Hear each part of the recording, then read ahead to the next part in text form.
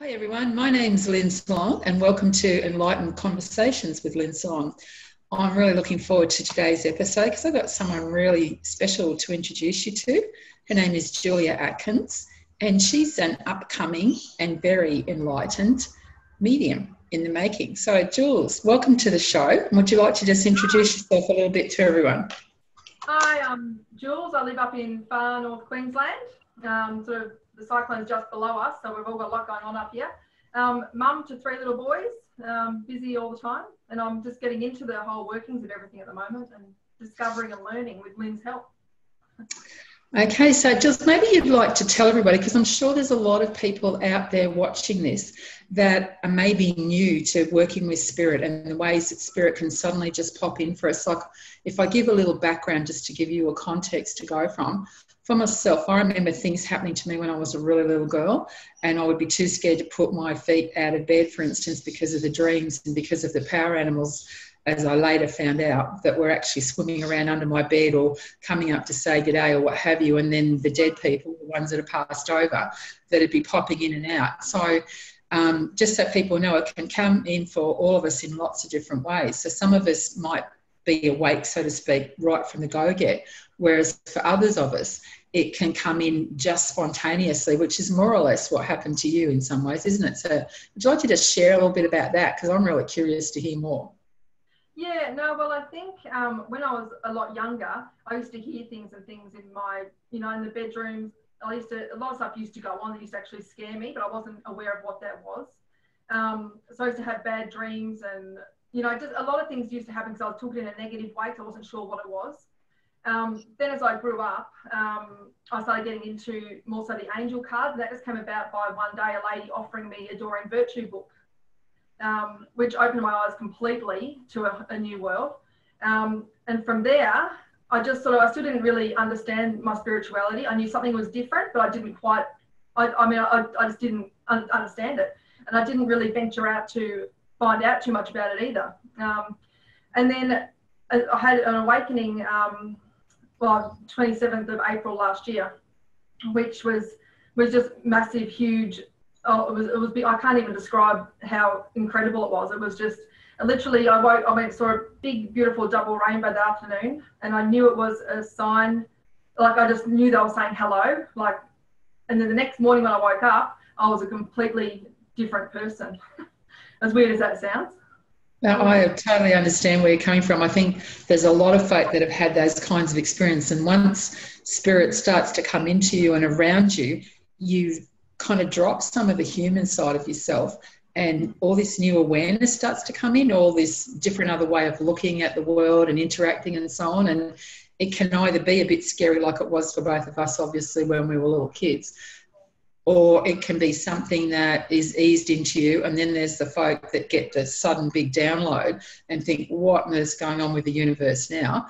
So, yeah, how did that affect you? How has it changed you from what you were like, the kind of person you were, to where you're sitting now? Well, I think because it hit me literally, it was like a bombshell. My world changed so completely. It was literally, I woke up that next morning on the 28th of April, and it was like I had 2 sets of eyes looking out the one set. So it was very conflicting for me because I wasn't understanding what was happening. I felt like I was going a little bit crazy in a way, because for 3 whole nights after that happened, I was all night. I had dreams. I had, passed over loved ones. I had guardian angels every single night, just saying, you need to take this leap. You need to jump. You need to, and they were really getting me to understand that I actually need to take the next step. So I had no sleep for that 3 days, and all this, I hanging the washing out the line, and I burst into tears because I thought the birds were so amazingly beautiful. Little things like that, like my heightened senses were just, it's just incredible. I still look back now and go, I can't even, it's so hard to describe. It's just completely new eyes looking through my own eyes. I mean, I was explaining that to my mum because I had no one to really speak to about it. She's like, oh, you sure you're okay? I said, oh, I think so. I think I'm all right.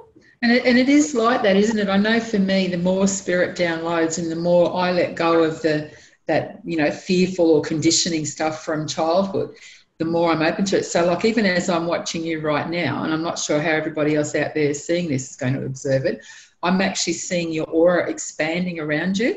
The more you're sort of coming into that connection with the heart self and what we call like the higher self, which is your divine essence, the eternal part, what happens is you do feel like there's another set of eyes seeing through your physical self. And it doesn't mean, for those who don't know about this stuff to do with mediumship and working with spirit, it doesn't mean you're possessed. I want you to know that right from the go-get. It is the most incredible, loving, uplifting, powerful energy. And all you want to do is just like smile. Sometimes you want to cry because the love is so huge. It's so intense. And even now you can hear it in my throat. It's hard to put it into words. And you do start to see everything around you in a really other different way. And if you don't know what's going on, it can be a little bit scary and overpowering at first. And I think you've handled it really, really well. You've kind of reached out to people so that you could get support to find out what was going on. I think it's great that your mum's been there and in the background, and you've also had your nana around, haven't you, in spirit, coming in to sort of support you in varying ways. Yeah, I've had my nana and my grandma come through. When it first started, they were around a lot. It's sort of, they're there now, but they've tapered off a bit because I think they know that I've got a bit of a handle on the situation now. But yeah, no, that's the thing. Before the awakening, I didn't realise actually how much spiritual support I actually had. Mm-hmm. Once the awakening and once I actually opened up to the higher self, everything was just clear that I didn't realise. Yeah, it's odd. It's like you cling to a different consciousness. Like you can understand everything else so much more clearly. I think you're absolutely right with that. And it's like a lot of what was is no longer relevant in your life. And it doesn't mean that that was bad or insignificant or anything like that. It's just that you're starting now to marry those two parts of you, the human self and that higher energy, the higher self, that is the part that's going to help you now as you move through the world and living your life really in a very different way. Because I know we've talked about this when we've had our little sessions via Skype, and you and I have both found that, for instance, things like diet change. So certain foods and stuff that you might have once eaten, it's no longer feels right for you to eat it anymore because your body, you're tuning into your physical self, and also that spiritual team of allies that we've all got around us are saying you need to eat better and drink this and do that so that you're able to carry that energy, because it doesn't seem to, or I found anyway, it doesn't seem to sit as well in our heavier body. When we're lighter in our body, then we seem to be able to manage it a lot better. Have you found that? Yeah, and that's been one of the main things, I think, because we were speaking about in the last sort of 11 months, where I was through my old eyes to where I sort of am now with my old eyes and my new eyes, is like alcohol has gone by the wayside, which I used to love a drink. And it's not that I've decided not to drink and not to eat meat. It's like my body's made the decision for me. So I either go with it, and which I am doing, I'm embracing that. And if I go against it, I feel like absolute crap. So the same sort of thing, yeah. So I was a meat lover, like carnivore, and loved my drinks, and so in that respect, it's a huge change for me. So I'm still getting my head around that bit, that it's where I was 11 months ago to where I am now is just like completely different person. Same person, but it's just my body's, everything's changed. Yeah, so and I just remember, and I'm recalling for everybody else out there as well, so one of the first tools that you were given was a set of cards that you started to use to help you to start to get more clarity on what was going on. So how are you finding that now? Are you sort of sitting in the same place with them, or are you evolving? Are there new tools that you're using, or are you finding you don't need to use cards at all? Because I know for me it's evolved over the years. Yeah, definitely, because that's because I was doing the angel cards like all the time, like in the years previous, because now in hindsight I can tell that I was actually looking for answers of what I was actually feeling and going on. So I was using the angel cards for myself to try and get something. I used to psychic hop, and I used to just try and get, I knew something was happening, but I was trying to find the answer, and I didn't get the answers until the awakening. Okay. So now I don't need the cards. I don't really use them much anymore. We got the new deck that I love, which I do now and again for myself, but I don't use them as a crutch anymore, because I can feel and I can sense and I can hear and I can go into my zone and I can have a little chat with, you know. That's absolutely fantastic. I applaud you for that. I mean, I think that's really important for everybody to realise that we've all got that, what I call the intuitive shaman within us. So when you tap into that beautiful part of you and let that wisdom come through, you really quickly find out, don't you, that you don't actually need any other tools at all. And it's lovely to have the cards or your crystals. And I've got a house full of crystals because I adore them. I don't actually need to use them to do things. It's just I find they enhance things for me. And I love being able to play around with that, but not have to be dependent on anything. So basically it means people like us can get up and go anywhere. And if it's right to do a reading or give messages or what have you, we'll be able to do that. Are you finding that's sort of coming more and more into play for you in your everyday life? And I am. And I've found because the energies, so I can sense energies so much, it's, I've had to, I mean, you've taught me all of it about how just the things I didn't even know when it first started, like when I used to go to a supermarket and I'd get completely overwhelmed and have anxiety and just, you know, I didn't know what that used to be, but now I know about the grounding and stuff I've got to do before I go to places. And I just, everything's just, I don't really use crystals and stuff. I probably should use, I do want to actually get into more crystal sort of work. I do want to, but still, there's so much that I've still yet to explore because I'm still such a newbie to it all. And I'm excited to explore it all. Yeah. Yeah, I think you've been doing really, really well. For those of you who don't know, Julia and I work together and we do sessions once a month and often more than that because so much will be coming in for her and or for me. So what we found is that and I, you know, encourage every single person out there watching this show tonight, to make sure that you do basic things like grounding yourself. There's a lot of different ways that you can do that because the more grounded you are energetically speaking and physically speaking, the less you get knocked around by those energies in supermarkets and places like that, or if you go out in the big crowds. Another thing that we talk about and teach each other to some degree or other is how important it is to have these sanctuary or boundaries of self-love around you. Because when you're opening to your mediumship and your psychic abilities, what can happen is that a lot of energy will start coming in around you. And some of it actually isn't the really good stuff, the heart-centered stuff, the unconditional love that we want. So for Jules, that was one of the things that we first talked about, wasn't it? How did you find, how were you before? Maybe if you could tell just a little bit about that to everybody. How were you before you started practicing the grounding? And then once I took you through the process, how are you since? Well, if only I knew about the grounding of things when I was a 10-year-old, you know, because the stuff that used to come through it wasn't nice stuff at all. It was, you know, it was dark stuff. And because, and I'm not sure even still why that was, but somehow I think the light in me shined enough to just get me through and I just sort of excelled after that. But I think even like when the spiritual awakening happened, I obviously didn't know anything about the grounding. I hadn't met you yet. I had no one to speak to. And my head was a roller coaster. Like, because I was feeling everything from every single angle. You know, my dreams wouldn't, you know, stop during the day, wouldn't stop. So it was completely exhausting. But then when you taught me the grounding and taught me some other tools, my world became so much easier to handle. Yeah. Oh my God, the grounding was just an incredible, and you know, the crystal pyramid, things like that, just such amazing tools that actually allowed me to enjoy the process, not be, you know, try to hide away because it was too overwhelming. Yeah. Yeah, I think that's something that's really important for everybody to know about. Like, and for those of you who don't know, there's a number of different ways you can ground. One of them is to literally just go outside and walk on the earth. And you don't need to do anything more than that. If you want to lay down on the grass, then by all means go ahead and do that. Walk at the beach, go out in the bush. All of that will help you to ground. Otherwise, what you can do is visualization techniques. So if we were to talk about techniques and ways of doing it, what's your preferred way? Do you find that you're very visual and you can easily go into a meditative state with it? Or do you prefer to have something playing in the background that kind of talks you through a process? What would you teach to other folk out there?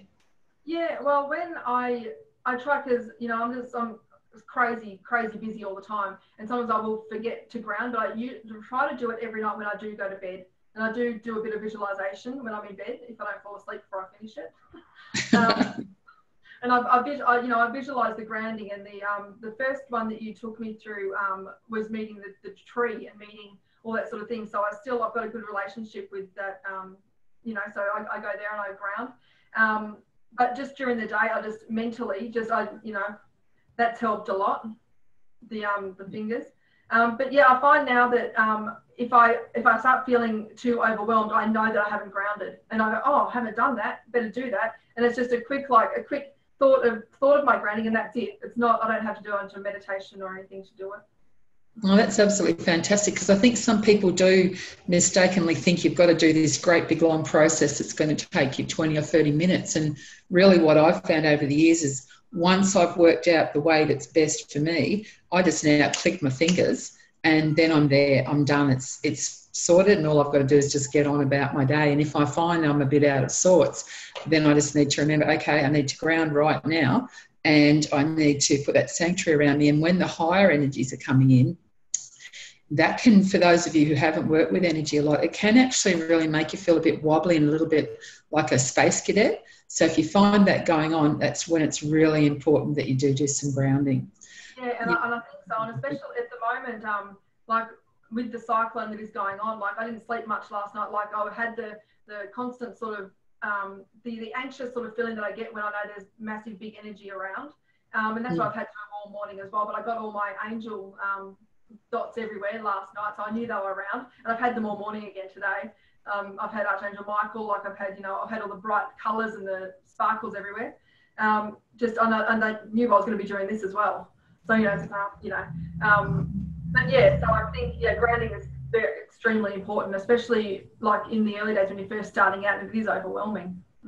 It is, for sure. And I think, the point that you've just really well mentioned about having your spiritual allies around. So for me, that means everything from angels to ascended masters, power animals, and all that sort of stuff. And the thing for everyone out there to know is that you've got them too. Everybody's got these beautiful sacred light beings around us that want to help and support.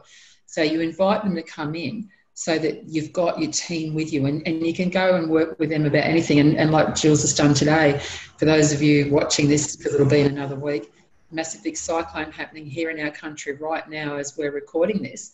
And there's a lot of fear energy going on out there. So that's when it's another really important time when things are a bit wobbly in your inner and outer worlds to do your grounding, holding that space. Because when we come back into love, then we're not buying into the fear, and that's when we're actually a really great tool to be able to work with other people to help them to just calm the energies, to settle things down, so that people energetically feel, even if they don't consciously know what it means, they're energetically starting to feel that love and that strength around them. And I love the way that your angels and guides appear as like, little sparkles of light or shining beings or orbs, however you're getting them. I think that's just truly wonderful. And I encourage everybody to find their version of that for themselves, because it just, I know for me, it's like you can kind of lean back into them and they've got your back, and that just provides such strength in the most amazing ways that you can't really put into words so well. Okay, so I want to just go on to a little bit of the mediumship now, and I want to make a few distinctions here. I'm going to ask for your input as well on this, Jules.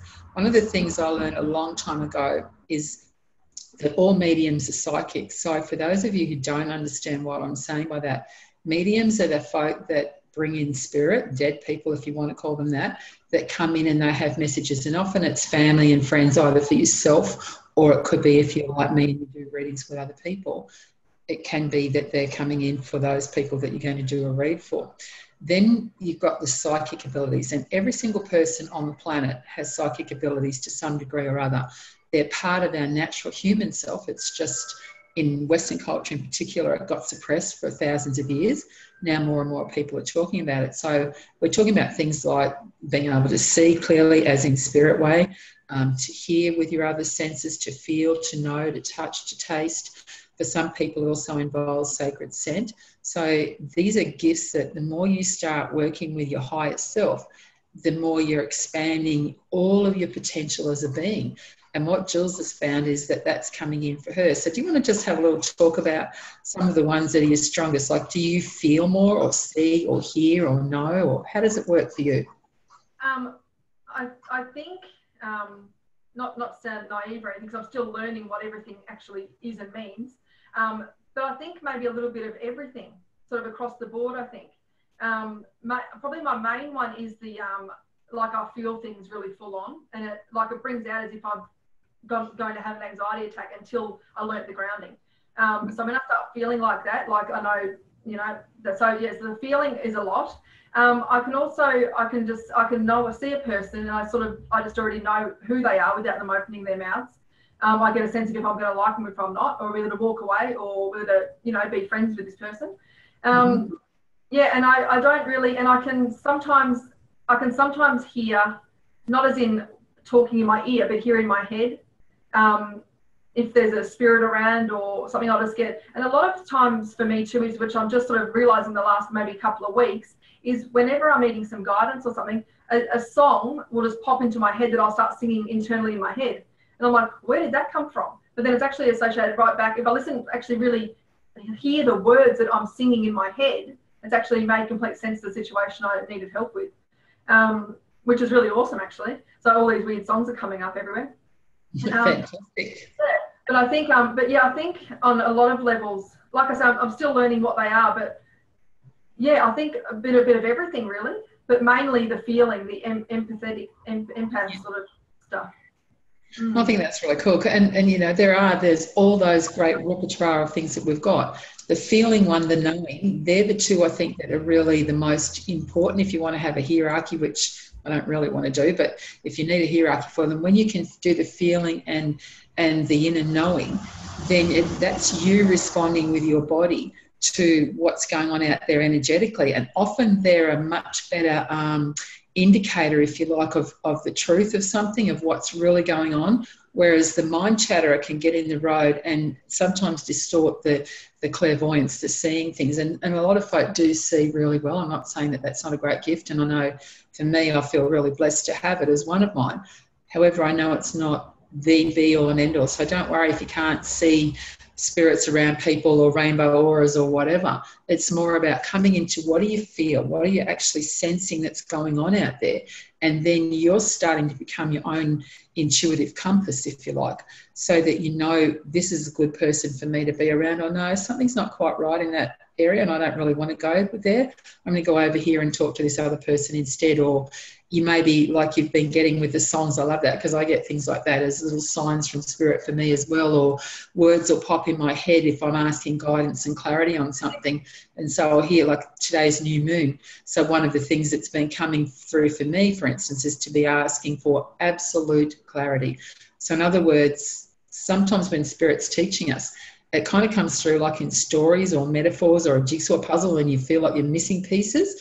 I don't want to play that game anymore. My hand is up. I want absolute clarity so I know exactly what's going on and I get straight to the chase, and then the signs and the symbols and things will come in to affirm for me that that's what's going on for me now. And I just find that really empowering, uplifting. So loving hearing about your songs. I think that's really great and, you know, reassuring for other people to know every one of us kind of gets their own way of being able to do it.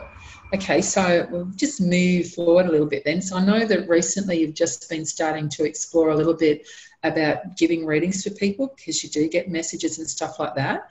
And one of the first things that Jules and I talked about was protocols, like making sure she's got her boundaries around it, for instance, making sure that the beings that come through, I always insist they've got to be Christ consciousness level or higher, because there are heavier energies out there. And as Jules referred to earlier, sometimes what happens is we're awakening, and it can happen when we're young children, especially because we're such a beautiful, innocent, bright, shining light, that the heavier energies can come around because they want that love, they want that light. They don't understand that according to universal law, they've no right to take it off any of us. It has to be at our invitation to share. So it's really important that you have got your boundaries and all that sort of thing. And then to start discerning who is coming in, what's the message about, how do I actually feel in here about sharing those messages. So what kind of things have been happening for you, and how have you been going about giving little readings to people just as you're starting to develop your consciousness with this? Yeah, well, in the sort of small group of people that I've actually, know about all this, but when I first started doing the first reading, I was quite shocked because I sort of did it quite naturally. Like I sort of, part of you thinks like you're making it up when you're first doing it, because it's just sort of coming in. It's just like, but then you feel like I can't be making it up. It's like a picture in front of me, so I haven't just made that up. And before I sort of knew, or not before I knew, but I wasn't putting up my gatekeepers or all that sort of thing. And I did have a rogue spirit sort of come in and stand really tall over top of me and say, "What are you doing here?" Like he wasn't real happy, and I wasn't sure if he was meant to be part of this reading or not. So I came back out, then I went back in and he came back, but I did send him away and he left then, and I could get on with what I was doing. So since then, and since you gave me the other tools, or gatekeepers are always up, and I always ask, you know, and that absolute clarity is the newest thing I've been doing, because, you know, that's just, but in the few sort of readings I have done, for me, it plays out like sometimes I'll put myself there beside the person. So then the spirit come in and talk to the person I'm doing the reading for while I'm just I'm watching, or that just plays like a video in front of me. So I can I write things down as I go, and I just write down what I'm seeing. Like sometimes I'll get an odd number, like just number 17, and it just keeps coming up. And to me, it means nothing. But when I told my girlfriend about this, that was the actual number of the new house she was moving into. So things we don't think, well, they don't mean anything to us, but they mean a lot to the person, significant to the person who you're doing it for. So don't dismiss anything that you think's not real, because to someone else it probably is. I think that's a really relevant point, because when we're doing readings for other people, we don't actually know what might be the one key, the one beautiful gift that we can give them to help them either get clarity about what's going on in their life, or maybe if somebody's passed over, to know that that person is actually okay. They are happy and joyful where they are on the other side. And so those sorts of confirmations are really, really good.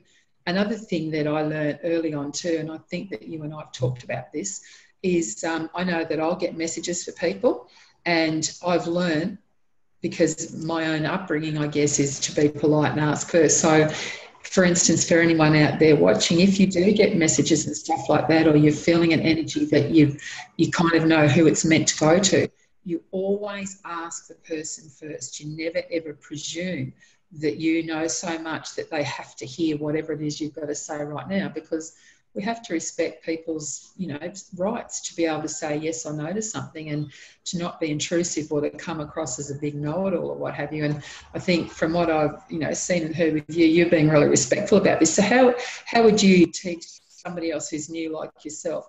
How would you teach them to go about approaching somebody and saying, look, I've got this message or this spirit? Yeah.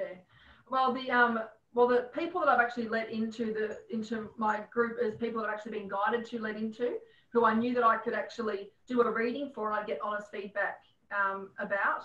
But when I've had one situation where I've had someone nagging at me about just need to get they wanted me to tell someone something, and I didn't really know what was happening. But when I walked into a shop, it became apparent that I was meant to give a message to the lady in this shop. But the spirit wasn't happy, and he was just very mumbled, and he just wasn't a happy spirit at all. And I sort of wanted to hot tail it out of there. But I used my sort of intuition. I didn't pass on to this grieving mother that her son wasn't happy. He wasn't at peace because he'd taken his own life a few months earlier. So I decided in my own discretion to not pass that on, because I don't think someone grieving needs to they don't need that on top of what, you know. So that was a real eye-opener for me. I think that was great discernment doing that, because you're right, there are some times when that spirit who's crossed isn't ready yet. They haven't come to that healing place. So why would you want to go and burden somebody who's already, you know, very obviously still grieving and going through her own stuff? So I think that heart-centered connection is really important for people to understand about, and to trust that intuitive gut that says, no, right now isn't the right time, but later on, if it's meant to be, in a more loving way, we'll talk with that person about what messages on. That is what I thought too, that because I go into that shop maybe once every couple of months, and if there was something else he needed me to say to his mother that was more positive, I'm more than happy to pass that on, but not when he was so scattered. And and that's the thing I think I'm learning too, is the whole gut feeling is just, so you really, really need to follow that, because everyone's got that, and it is intuition, but people they think, oh, it's a gut feeling, but it's actually your intuition, you know, so you really need to follow it. So, and I'm teaching that to everybody I know. Follow your gut. Your head might make you angry, you know, but follow your gut. Yeah. I totally agree with you on that one. And it's something that, you know, if I had my way, I'd love to see children in schools in the most beautiful way, and definitely done with a lot of good protocols in place. But it'd be wonderful to be able to see children learning how to do stuff like this so that they know not to take on the stuff that's going on with all their little friends, or to be overwhelmed with all the work that they're having to do. And the stuff that can start to play out for children in schools can be really huge. If you can teach them about boundaries and self-love and all that from the go-get, then I don't think we'd have half the problems that we see go on with in a lot of places today, and with people, including those of us that, like in my family at any rate, my parents didn't know how to deal with someone like me who's seeing spirit and power animals and all the rest of it. If you can show people from the go-get, it's not something to be scared about, and this is how you can learn to work with that, and trusting the gut is just absolutely massive to be able to do that one. I mean, we hear about policemen talking about it when they're going out on crime scenes. We hear about doctors and nurses following their intuition, their gut instinct to try something radical for somebody that actually works in a healing. So I think the more we can make the sort of stuff that we do and using those other abilities a part of everyday life, then it demystifies it, and it also stops thinking, you know, that other people, just because they're out there doing it as a living, are better than you or I. They're not. We've all got them. It's just whether you want to explore that a bit more and how you're going to go about playing with it. So have you finding that there's any of this that you're now teaching to your boys? Because I know you've got 3 little fellas. How are you interacting with them with this, or have you just kept that as another aside to teach them later on? Yeah, well, I've never spoke to the boys necessarily about God as such. I've always said to them, there are higher powers, and you've got guardian angels, and they're always around you, and they're always going to protect you. And I let them know that it's not strange to talk to them. You know, if you want to have a chat to them, and, you know, if you're feeling a bit sad or something, you can talk to them, because they'll hear you. So that's pretty much as far as, and especially when, like, the kids, you know, they've woken up in the morning and said, "Mum, this great big sunshine appeared on my bed in the middle of the night, and then it was there and told me how good I was, and then it just vanished up through the roof again." Wonderful. Yeah, and the kids, that's brilliant. Yeah, and the kids, when they come up with stories like that, I was quite happy to say, yeah, well, that was your guardian angel coming to say hello and just to let you know everything's all right. And I said, you know, and it's all just very much just a normal part of how I brought the kids up. Not so much as a God who's created everything, but it's a guardian angel, and yeah, and your loved ones that have passed over, they know about that the spirit always leaves the body when someone dies, just the body that's left, but the spirit lives on. So that makes death not as sad. I think that's I love what you're talking about, because to me it's like a really natural process. For me personally, because I'm not going to push my views on anybody, I don't believe that religion is the be-all and end-all. So I was a bit like you. I didn't bring my kids up with any particular religious tradition to follow, even though I'd had one myself as a child, because I believe that actually each of us has got our own pathway with spirit. So however we're going to work with that, and angels and archangels are a huge part of every tradition, if you want to go back to the religious way. If you just go with Indigenous culture, they'll talk about the bird tribes and stuff, for instance, which means the shining one. So you just naturally being able to talk to your little boys and say, that's great, this is your archangel that's come in. That helps them to know that that's okay, it's natural. I can talk with that beautiful archangel anytime I want to. And by the way, they look like a big sun. How cool is that? I mean, if we could do more of that, there'd be a lot happier people in the world, I think, for everywhere. And you're not following any one particular dogma then. The main things being, you know, that we stick to that protocol of free will and respecting other people's free will and their sacred space, just like we want our own, to be honest. I think that's a really wonderful gift that you're giving them.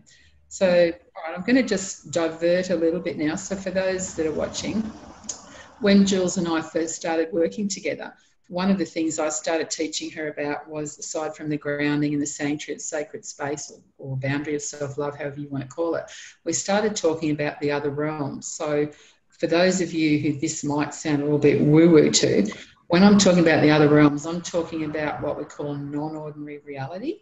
And that's the places where the power animals live and where the spirit guides, the angels and so on live. So they're parallel to this world, and a bit like we were talking about earlier, when I get my visions coming in as well, it's a bit like a clear screen that comes down, and I'll see and hear whomever on that, a bit like me watching TV now as we're filming this.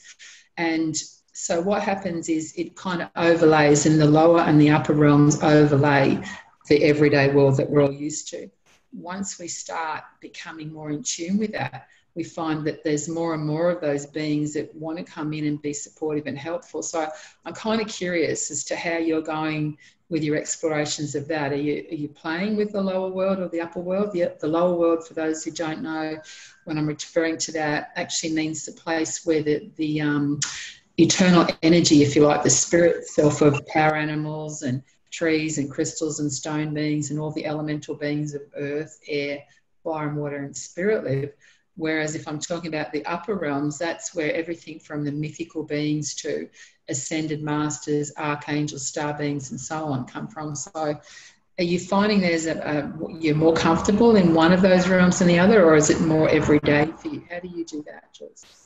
Yeah, well, in all truth, I actually can't wait until I can actually get in when I'm not so busy, can actually do stuff every single day. And I think I'm more comfortable with, I mean, you took me through the power animals and that sort of thing, and that was amazing, meeting the power animals. But I find that I don't just gravitate towards that as much as what I do spirit, like passed over loved ones and guides and everything. But I'm really like, next year will be a changing for me because my youngest will start school. So I'll actually have time to actually really, knuckle down and actually really get into it and actually do all the aspects of everything. Because at the moment, I just do what I can do when I've got a bit of time. I don't have enough time to do everything I want to, but next year I will be able to. But yeah, I find that I sort of just go with where I'm guided to go as well. Fantastic.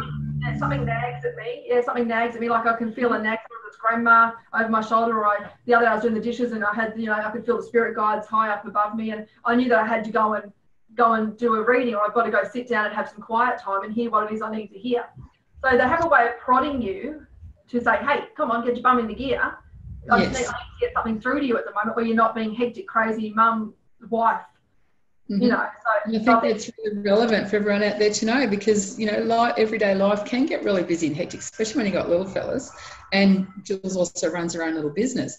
So when you're trying to combine all of that with spirit, and spirit can be quite pushy, if we want to put it like that, in a nice way, when they're trying to get our attention about something, or if there's a spirit that wants to come through because they've got a really important message to share with family member of ours or friends or people that we might have as clients coming in. So you are slowly making your way with all of this, from what I'm hearing. Is that right? Yeah, slowly I am. And sometimes I think probably more is coming through to me than what I take on board, because my brain's so busy doing other stuff. I could having more stuff come in, but I don't hear it as well as if I would, as if I didn't have so much going on. But I think also now, one of the main things I'm learning too is, when I see a photo and get an instant knowing of the situation just from a photo from the person, I need to know that it's not just made up, that it's actually a knowing. So that's one thing I'm learning as well. And that's what I'm finding at the moment, sort of working with that. And that's another thing where I'm sort of like going, wow, it's just incredible. Like some of the stuff that I'm getting through, that I'm still learning how to process, is just mind blowing to me. Like, so I'm really excited to actually be able to next year, I've got more time to actually really explore and really, really get into it, get my teeth into it. Yeah, I can't wait to see how you evolve with all of this, too. I think it's just going to be absolutely stupendous and lots of fun for you. Because I know for myself and other people that I work with, or if I'm doing readings for folk, it can be like that. There's just so much sometimes coming in that I find my speech starts to accelerate as I'm doing the reading, because I'm trying to get all the stuff that they're sharing with me to that person. And then you might have beings popping in, like keeps happening with you and I can see beings popping in around you, because they're all like, yay, she's finally out there doing this. This is really good.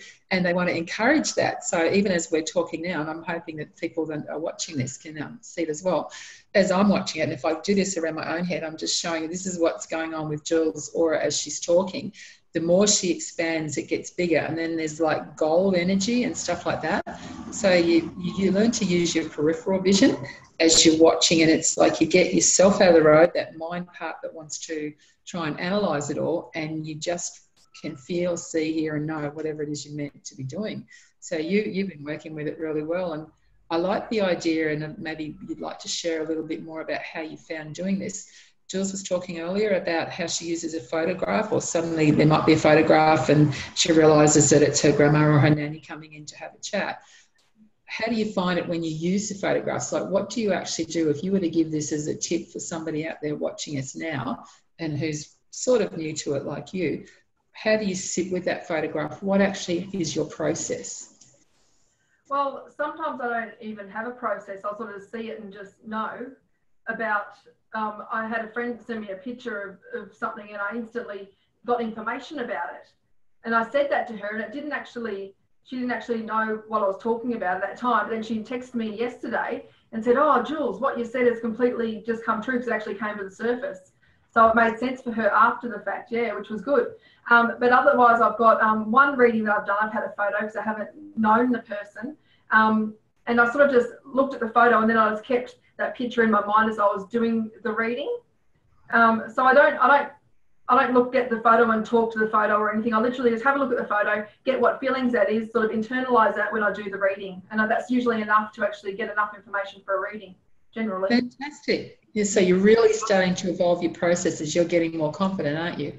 I am now, because that's where that was one of the hardest things for me to get my head around, and sort of still is in a way, that you're not making it up. Because part of your brain still, like even when you're doing a reading, part of your brain still says, "Oh, is that true? You're making that up." But it's like, no, and you've got to try and stay focused, because yes. So it's sort of sometimes it's sort of like a fight. Sometimes I am learning and I am curbing that, but that's been quite a big deal for me to actually learn that you're actually not making it up. And when that light bulb went off, it's like, oh, I don't make it up. It's actually it's real, and then I can actually get into it a bit more.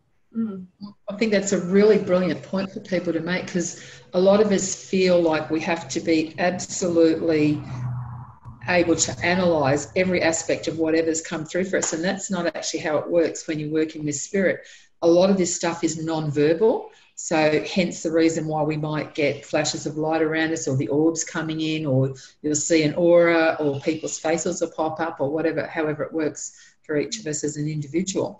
You can't actually ever go down and do the scientific or rational explanation for all of this stuff, because it's beyond that. It's what Native American folk call the great mystery. Some things can't be explained by the everyday human mind, and our lower self is that part of us that wants to try and get an absolutely encyclopedic definition, if you want to call it, about this is how I'm going to do it, this is the process. It doesn't work like that for me, at least, and I find that the more I keep that part of me out of the road that wants to try and explain it all and just allow and flow with it, the more the reading or the healing or the session on teaching just blows everybody's mind, including mine, because of the energy that's coming through and the awarenesses and the insights. And you've got to be able to stay flexible, I think, with all of this. Are you finding that you can't just have one particular way that you do it? Like, it might work when you're doing something with one person, but with another, it kind of can reflect people's personalities, I find. Have you found that? Yeah, well, maybe because I've sort of probably only been doing the reading thing for maybe 6 months, and I've only done sort of, a few, probably about 7 or 8 of them. But I found, because when I sort of like go by how I'm guided to sort of do it, and that's where I might go into a reading and have the person beside me as a visualize, so I'm there, but then that doesn't work. Nothing comes in. So then I actually just let it flow how naturally it wants to flow, and that's when I see everything in front of me. Yeah.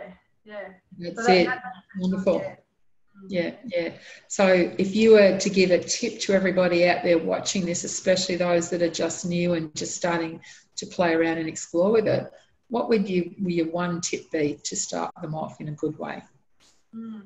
Oh, one tip, goodness, well, what I did is you really just need to be really quiet, and you've got to let go of any sort of inhibitions or the way you think it should happen. You've got to let go of that. You really just got to open up your mind and just literally just see and hear everything that comes in. Just take note of it. And it's sometimes hard not to talk back. I know that sounds weird, but sometimes when you've got information coming in, you're like, oh, where'd that come from? It's like, try not to talk back to it, just let it flow in sort of naturally. So I think with me, that was my biggest thing, was switching that side of the brain off that wants to talk and actually just letting it happen naturally. I think that would be my biggest tip, is just to let it roll naturally and not try to force anything to happen. Bravo. I think that's a really great point for everybody to know out there. And you know, if you're finding that medium side of you, or perhaps some of the other ways of working with spirit are coming through for you, don't be frightened to reach out and see who's out there that you can ask for help, because that can be part of your process of learning and growing. Some people just get it all and do it all right from the go-get by themselves, but there are folk out there that are really beautiful teachers and guides, and you don't want the guru person that you've got to do it their way or the highway. You want somebody that is there to support you in your own intuitive processes and learning and development and growth. And I like that you've been able to discern, this is what works, but if I force it, then it's not going to happen. So we're nearly running out of time. What I'd like to do now is just invite Jules to please let you know how she can be contacted if you would like to just maybe ask a little bit more about her, or find out, because what we didn't get to mention earlier was she actually makes the most incredible clothes for babies and stuff like that too. So her creativity and her intuition sort of go hand in glove. So do you want to just share with that with everyone, please? Just about my sewing and stuff? Yeah, about your sewing, and about if people wanted a reading, how would they get in touch with you? Yeah. You could, if you did want to get in touch with me, especially if you're just new to this, sort of like I am, and sort of need, because when I was in the early time, when I actually didn't know what was going on before I met Lynn, it would be nice if I had someone to reach out to who had actually gone through it, to actually let me know that, no, you're not going crazy. So you can email me. I'm not sure if, can you put emails on this when this airs? There'll be a link up that Michelle will put up there for us. People can read your bio and stuff, yeah. So yeah, feel free to email me. I'm more than happy to give you guidance or any questions or anything. I'm more than happy to help you out with any of that sort of thing. Fantastic. Yeah. So thank you so much for being with us today. It's been absolutely brilliant. Can't wait to see what this is going to look like when it goes to air.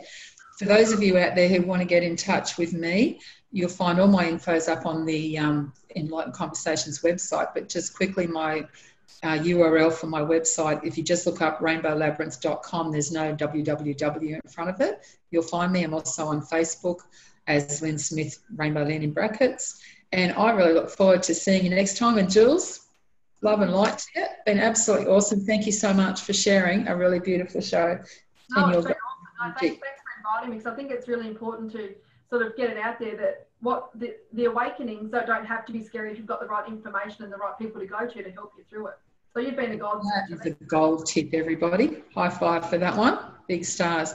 So thank you all, and we'll see you on Enlightened Conversations with Lynn Swan.